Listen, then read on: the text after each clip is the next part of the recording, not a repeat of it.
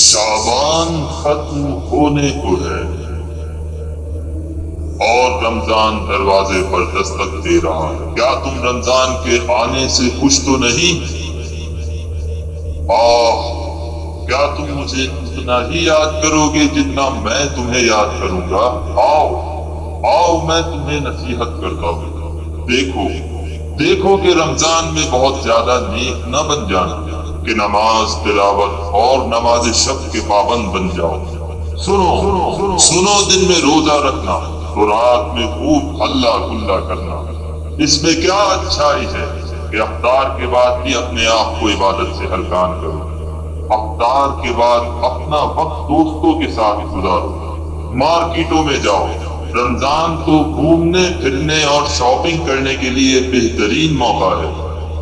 क्या ये बात अच्छी है कि बेपर्दा लड़कियां बाजारों में फिरें और तुम नमाज और इबादत में मशगूल रहो? और लड़कियों, तुम जरा सोचो कि रमजान ईद और अफ्तार पार्टियों का महीना है और शॉपिंग के लिए रियायती सेल भी सबसे ज्यादा रमजान ही में लगती है।